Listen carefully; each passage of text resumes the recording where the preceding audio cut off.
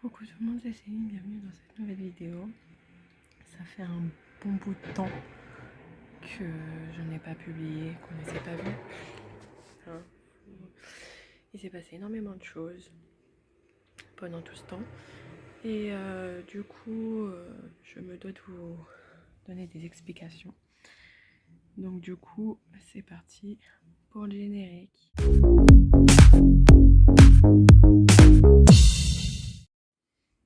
Donc, bon déjà pour commencer, je vous souhaite à tous une bonne année, une bonne santé, plein d'amour, plein de joie, plein de bonheur. Voilà. Donc, que je vous explique mon absence. En gros, l'année dernière, au mois de juin, à la suite du mariage de ce que je considérais comme mon frère, parce qu'au jour d'aujourd'hui, cette personne est morte pour moi, n'existe plus, ainsi que sa femme. Pour moi, ces deux personnes-là sont mortes et n'existent plus. Donc à la suite de ce mariage-là, je me suis fait agresser sexuellement par mon voisin. Voilà. Sur le coup, je me suis tue. Je n'ai rien dit pour éviter les histoires de voisinage, etc. Je me suis renfermée sur moi-même. Je suis partie dans une dépression, à me shooter aux médicaments pour dormir, à boire. Évidemment, forcément, vu que je buvais, je mangeais. Et je me dégoûtais, donc je me refaisais vomir. Jusqu'au jour où je me suis dit, c'est plus possible, faut que je parle. Je peux plus me taire. Et du coup, j'ai fini par parler. Je suis allée porter plainte. Donc, suite de la plainte, on m'a clairement fait faire des examens psychiatriques, psychologiques, etc. Donc tout ça. Et après, plus rien, plus aucune nouvelle. Jusqu'à la semaine dernière, sachant que j'avais parlé au mois de juillet, pour vous dire. On est en janvier, d'accord? Donc la semaine dernière, on m'appelle en me disant, bah écoutez, à telle date, faut que vous réserviez votre après-midi pour une confrontation. 6 mois pour une confrontation. De là, je me suis retrouvée au final à me retrouver en arrêt de travail, maladie, parce que j'étais pas en état psychologique de travailler par rapport à la préparation de cette confrontation. Et puis de toute façon, j'avais des problèmes de voiture, enfin bref, ça c'est autre chose. Donc arrive la journée d'hier. Donc je vais pas rentrer dans les détails, la matinée avec la voiture, machin truc. Donc hier après-midi, je suis là, j'attends. Puis enfin, j'ai l'appel de la gendarmerie qui me dit, bah écoutez, il n'y aura pas de confrontation. L'affaire a été classée sans suite. Au même moment, je vois mon voisin rentrer chez lui tranquille, avec sa femme. Sans aucune pression. De là, je comprends pas en fait.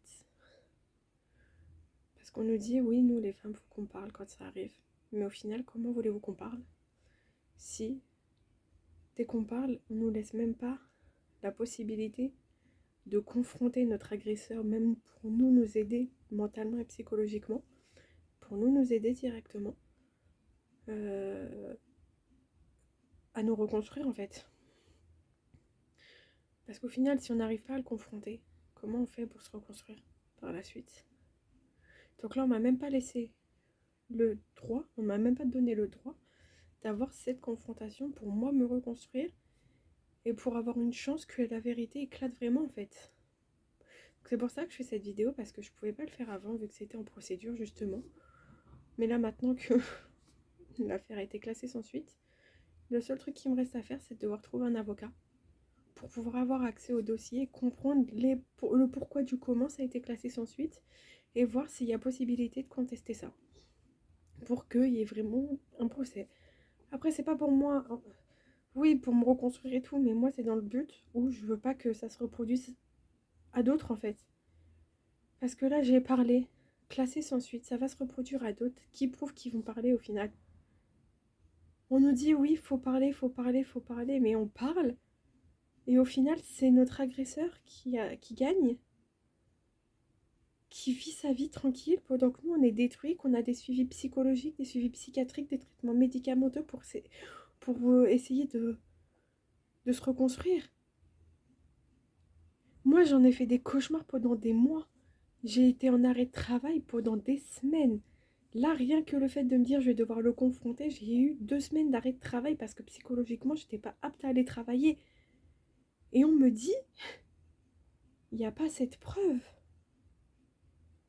Parce que mon état psychologique n'est pas suffisant.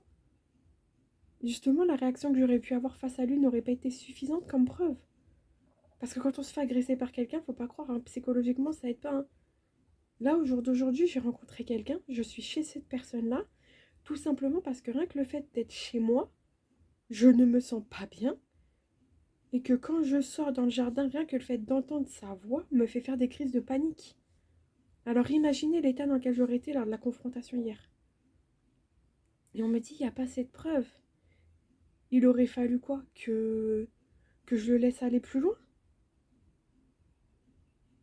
Après, oui, il aurait fallu que je garde mes vêtements pour prouver son ADN sur mon soutien-gorge.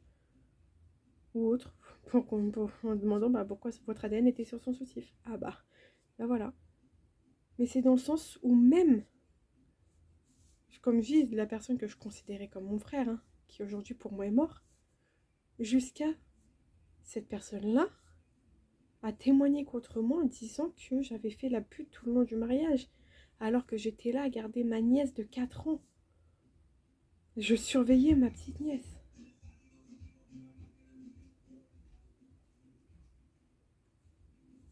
Comment voulez-vous que les femmes osent parler lors de ce genre de situation, quand on voit comment ça prend tournure en fait.